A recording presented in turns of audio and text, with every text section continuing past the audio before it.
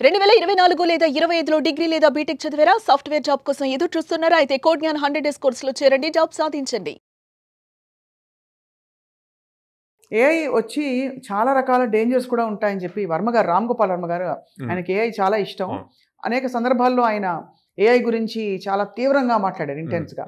So ఆయన ఏమంటారంటే, ఇప్పుడు ముందు ట్రూత్కి ఫేక్ డీప్ ఫేక్ ఇలాంటివి వచ్చినప్పుడు అసలు డిఫరెన్స్ తెలియదని చెప్పి, మరి అది పెద్ద సవాల్ అవుతుందంటారా రాబోయే రోజుల్లో? మీరు ఇప్పుడు అబ్జర్వ్ చేస్తే గ్రోత్ స్కూల్ అని చెప్పి టాప్ ఎడ్టెక్ కంపెనీ ఉంది. దాని ఫౌండర్ వైభవ్ సిసెంటి అని ఉన్నారు. మీరు కనుక తనది ఇన్స్టాగ్రామ్ ఓపెన్ చేస్తే లాస్ట్ 6 monthsలో తన రీల్స్ అన్నీ కూడా ఏఐ జనరేట్ చేసినాయి, కానీ అది న్యాచురల్గా ఉంటాయి. సో వాళ్ళ కింద కామెంట్ కూడా పెడతారు, this is generated by AI అని చెప్పి. అవును. సో ఏది రియల్ ఏది ఫేక్ అన్నది ఇప్పుడు రీసెంట్ జరిగిన ఇన్సిడెంట్స్లో అట్లీస్ట్ కొంతవరకు ఫైండ్ అవుట్ చేశారు. ఇప్పుడు ఇంకా ఆ ఛాన్స్ కూడా ఉండదు. ప్రతి టెక్నాలజీకి అడ్వాన్స్ ఉంటాయి, నెగిటివ్స్ ఉంటాయి, పాజిటివ్స్ ఉంటాయి, నెగిటివ్స్ ఉంటాయి. దాన్ని ఎట్లా యూటిలైజ్ చేసుకుంటాము అన్నదే. అంటే చాలా చోట్ల ఇది ఎవిడెన్స్ గా వాడతారు. ఈ గొంతు, ఈ వాయిస్ కానీ, లేకపోతే ఈ వీడియో కానీ, లేదా ఈ ఫోటోగ్రాఫ్ అనడానికి ఇప్పుడు లేదు.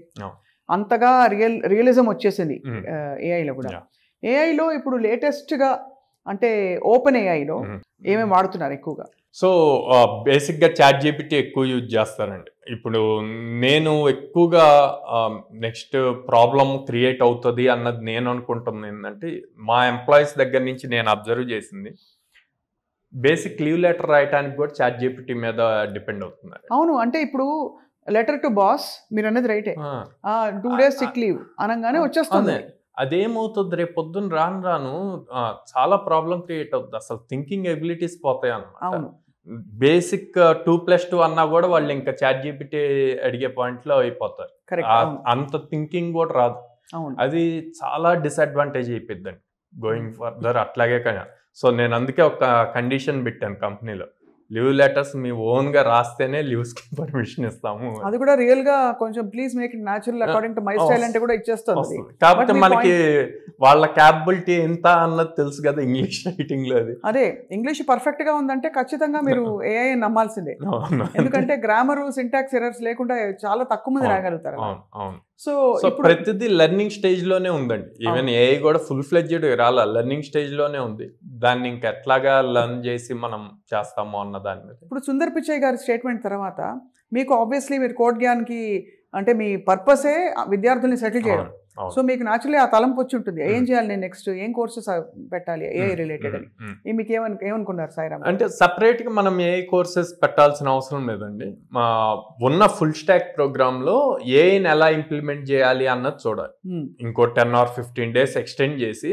ఎందుకు అంటే ఫస్ట్ కంపెనీస్ ఏం చూస్తాయి అంటే లాజికల్ స్కిల్ ఎట్లా ఉంది, లాజికల్ రీజనింగ్ స్కిల్ ఎలా ఉంది అని చూస్తారు. తర్వాత టెక్నికల్ గా ఎలా ఉంది అని చూస్తారు. ఇప్పుడు ఏఐ కూడా రిక్వైర్మెంట్ అవుతుంది కాబట్టి వీళ్ళు వచ్చిన ప్రాబ్లమ్ స్టేట్మెంట్ ని ఏఐలో ఎలాగా సాల్వ్ చేయగలుగుతారు అన్నది కూడా చూస్తారు. సో ఈ 3 things కావాలి కాబట్టి మనం ఆల్రెడీ 2 కవర్ చేస్తున్నాము. సో దానికి ఏఐని ఇంప్లిమెంట్ చేస్తే సరిపోతుంది. ఇప్పుడు కోర్సులు అయితే నేర్చుకోవచ్చండి, but logical thinking, rational thinking అన్నది చిన్నప్పటి నుంచి ఆ బెంట్ ఆఫ్ మైండ్ లేకపోతే రాదు. ఇప్పుడు పిల్లలకి రాను అట్లీస్ట్ మీరు అన్నట్టు చిన్నప్పుడు క్యాల్కులేటర్స్ లేకుండా మనం టేబుల్స్ గుర్తుపెట్టుకుని, లేకపోతే ఇంకేదో క్యాల్కులేషన్స్ పెద్ద పెద్దవి ఇస్తే కూడా మనం క్యారీ ఫార్వర్డ్ ఇవన్నీ చేసేవాళ్ళం. ఇప్పుడు అన్నీ మెకనైజ్డ్ అయిపోయాయి, అన్ని ఫింగర్ టిప్స్లో ఇలా వచ్చేస్తున్నాయి. మరి ఏమిటి పిల్లలకి డెవలప్ చేయాలంటే ఈ బెంట్ ఆఫ్ మైండ్? మనం చిన్నప్పుడు ల్యాండ్ లైన్ నెంబర్స్ ఎన్ని గుర్తుపెట్టుకునేవాళ్ళం, నాకు తెలిసి అబౌట్ 10 numbers గుర్తుపెట్టుకునేవాళ్ళం. అంతే. ఇప్పుడు సరిగ్గా 3-4 numbers కూడా మనకి గుర్తుండట్లేదు, ప్రతి మొబైల్ యూజ్ చేస్తున్నాం. అవునవును. సో అట్లాగే ఇప్పుడు కిడ్స్ పాయింట్లో కూడా అదే నాకు ఈ హ్యాక్థాన్ది విన్నాక చాలా షాకింగ్ అనిపించింది. ఇదివరకు టూల్స్, ఐడిఈస్ అంటాం అనమాట, ప్రోగ్రామింగ్ టూల్స్ని. సో అది టైప్ చేస్తుంటే ఆటోమేటిక్ సజెషన్స్ వస్తాయి. అట్లాంటివి కూడా ఏమీ లేకుండా, అసలు నెట్ లేకుండా వీళ్ళని చేయమంటే, అంటే ప్యాకేజ్ కూడా చాలా హై అండి, అబౌవ్ 50 lakhs ప్యాకేజ్ ఉంది. సో వాళ్ళు అంత ఇన్డెప్త్ టెస్ట్ చేస్తున్నారు. సో అది రియలైజ్ అవ్వాలి స్టూడెంట్స్ అయినా ఎవరైనా సరే, ప్యూర్ ఏఐ మీద డిపెండ్ అవ్వకూడదు. బేసిక్ స్కిల్ ఉంటేనే అప్పుడు ఏఐ నేర్చుకుంటే యూజ్ అవుతుంది అన్నది. ఎందుకంటే మీరు అన్నట్టు సుందర్ పిచ్చయ్య గారు అన్నారు కదా, మనకి క్రియేటర్స్ కావాలి ఇప్పుడని. అంత క్రియేటింగ్ కేపబిలిటీ ఉండాలంటే ముందు మెంటల్ ఫ్యాకల్టీ స్ట్రాంగ్ గా ఉండాలి. ఆబ్వియస్లీ ఏఐని మనం ట్రైన్ చేయాలంటే మన హ్యూమన్ ఇంటెలిజెన్స్ అప్లై చేయాలి కదా, ఇంకా బలంగా ఉండాలి. దానికన్నా ఇదే బలంగా ఉంటేనే ప్రపంచం ఉంటుంది. సో మీరు ఇచ్చే ఫుల్ స్టాక్ ప్రోగ్రామ్స్ ఇవన్నీ కూడా మనకి రాబోయే ఇండస్ట్రీ నీడ్స్ ని అడాప్ట్ అవ్వడానికి యూజ్ అవుతుందండి. సో ఆబ్వియస్లీ ఇప్పుడు సింపుల్గా చూస్తే ఇందాక మనం మాట్లాడుకున్నాం టెస్టింగ్ అంతా కూడా ఆటోమేట్ అయిపోతుంది అని చెప్పి. సో ఆ టెస్టింగ్ ఫేజ్ ఎప్పుడు వస్తుంది? డెవలప్మెంట్ అయ్యాక వస్తుంది. అదే వీళ్ళకే ఈ ఏఐ కూడా వచ్చింది అనుకోండి, వీళ్ళే డెవలప్ చేస్తారు. డెవలప్ చేశాక ఏఐని యూజ్ చేసుకొని టెస్టింగ్ కూడా కంప్లీట్ చేసుకుంటారు. ఓహో, సో అలాగా they can grow in there careers. ఇప్పుడు ఇంజనీరింగ్లో కూడా మనకి ఇతర బ్రాంచెస్ ఆఫ్ ఇంజనీరింగ్కి ఇది పెద్ద సవాల్ అవుతుందంటారా? బికాజ్ ఇది ఏఐ డామినేటెడ్, మనం ఎక్కువగా సిఎస్ గురించి మాట్లాడుకుంటాం వెనబిట్, బట్ ఇతర బ్రాంచెస్ మెకానికల్, సివిల్ వీటిలో కూడా ఆబ్వియస్లీ అండి ఇప్పుడు ప్రతి దాంట్లోనూ ఏఐ ఇంప్లిమెంట్ చేస్తున్నారు, మెకానికల్, సివిల్ కూడా. సో వాళ్ళ డొమైన్కి రిలేటెడ్ అది జరుగుతూ ఉంది. సో ఇప్పుడు ఏమవుతుంది, ఇంకా బ్రాంచ్తో సంబంధం లేకుండా ప్రతి ఒక్కళ్ళు నేర్చుకోవాల్సింది. బేసిక్ ప్రోగ్రామింగ్ నేర్చుకోవాలి, ఆ నేర్చుకున్న ప్రోగ్రామింగ్తో ఏఐని ఎలా ఇంప్లిమెంట్ చేసుకోవాలి అన్నది నేర్చుకోవాలి. మీ ఎక్స్పీరియన్స్లో ఇంజనీరింగ్ గ్రాడ్యుయేట్స్ అని చెప్పుకుని వచ్చేవాళ్ళు, అంటే ఇంజనీరింగ్ గ్రాడ్యుయేట్స్ తక్కువ అని కాదండి, లేదు ఈ కోర్సెస్ చేసిన వాళ్ళే గొప్ప అని కూడా నేను అనడం లేదు, బట్ చాలా పెద్ద ఛాలెంజ్ పాపం వాళ్ళకి. 4 సంవత్సరాలు కష్టపడి రుబ్బి సీట్ తెచ్చుకుని అక్కడ చదువుకోవడం, మళ్ళీ బయటకు వచ్చాక ఎక్కడో గ్యాప్ ఉంటుంది. అలా మీరు చూసారా? అంటే ఎడ్యుకేషన్ సిస్టంలో వాళ్ళు 4 years కష్టపడింది వాళ్ళకి ఆ డిగ్రీ రావడానికి యూజ్ అవుతుందండి. కానీ టెక్నాలజీ చాలా స్పీడ్గా ర్యాపిడ్ స్పీడ్తో చేంజ్ అవుతుంది. ఇండస్ట్రీకి ర్యాపిడ్ స్పీడ్తో చేంజ్ అవుతున్నా ఆ లెవెల్ స్కిల్స్ ఉన్న వాళ్ళు కావాలి. అక్కడ గ్యాప్ చాలా.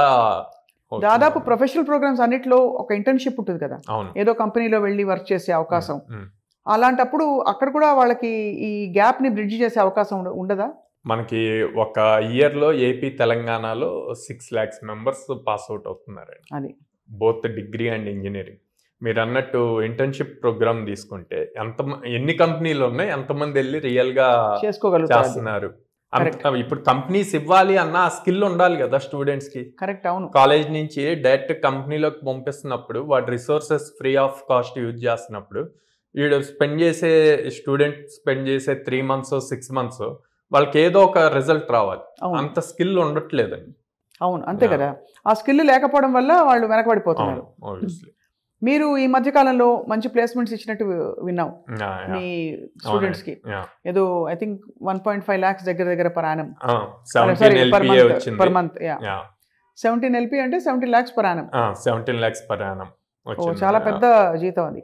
ఫ్రెష్ గ్రాడ్యుయేట్ అండి. Fresh graduate. ఏం కోర్స్ చేశారండి మీద? Full stock. అదే పైథాన్ ఫుల్ స్టాక్ చేసి డేటా సైన్స్ సైడే వచ్చింది జాబ్. బట్ డెఫినెట్ గా సాయిరామ్ గారు, అపార్ట్ ఫ్రమ్ ద కోర్స్ వాళ్ళలో ఏదో ఒక గుణగణాలు కొన్ని ఉండుంటాయి, అంటే అంత మంచి ఒక జాబ్ రావడానికి. బికాస్ 10 మంది ఆ కోర్స్ చేయొచ్చు, అందరికీ ఆ జాబ్ రాదండి. సో ఏంటండి ఆ గుణగణాలు? చూసిన వాళ్ళకి ఇన్స్పిరేషన్ గా అవ్వాలని అడుగుతున్నాను. ఈ పర్టికులర్ క్యాండిడేట్ గురించి మాట్లాడితే కనుక 17 LP తను ఫస్ట్ లో చాలా జాలీగా ఎంజాయ్ చేస్తూ అట్లా ఉండేదండి. అంటే ఫైనల్ ఇయర్ స్టూడెంట్, జస్ట్ ఇప్పుడు పాస్ అవుట్ అయిందనమాట. రాను అంటే తనకి ఫస్ట్ ప్రోగ్రామింగ్ మీద అంత ఇంట్రెస్ట్ లేదు. వాళ్ళ కాలేజ్లో కొన్ని క్రెడిట్స్ పెట్టడం వల్ల తను వచ్చి జాయిన్ అయింది. బట్ స్లోగా రియల్ టైమ్ ఎగ్జాంపుల్స్ చేస్తున్నప్పుడు తనకు ఆ ఇంట్రెస్ట్ స్టార్ట్ అయింది. హార్డ్లీ మన దగ్గర ఆల్మోస్ట్ 4.5 months నేర్చుకుంది అనమాట. సో నేర్చుకుంది. ఫస్ట్ 1 month అయితే నేను 2 times ఏమో పిలిచి అట్లా ఉండకూడదు అని చెప్పి కూడా కౌన్సిలింగ్ ఇచ్చాము. బట్ తను స్లో పిక్ అయింది. జాబ్ వస్తుంది అనుకున్నాం కానీ ఇంత హై ప్యాకేజ్ ట్రాక్ చేస్తుంది అన్నది అనుకోలే. అంటే తను చాలా సీరియస్గా తీసుకుంది, ఎఫర్ట్ పెట్టింది, టైం. ఓన్లీ క్లాస్లో చెప్పినయే కాకుండా ఆఫ్టర్ ద క్లాస్ చాలా ప్రాజెక్ట్స్ బిల్డ్ చేసింది. అది బాగా ప్లస్ అయింది తనకి. అది చాలా మంచి విషయం. అయితే ఒక అమ్మాయి సెటిల్ అయిపోయింది. తనకి ఫస్ట్ ఇంటర్న్షిప్ ఆఫర్ వచ్చింది. ఇంటర్న్షిప్ ఆఫర్లో లైక్ 25,000 per month పే చేశారు. 3 months చేసింది. తను అక్కడ 3 months పెర్ఫార్మెన్స్ చూసి 17 LPA సేమ్ కంపెనీ ఇచ్చింది. గ్రేట్ కదా, వండర్ఫుల్ కదా.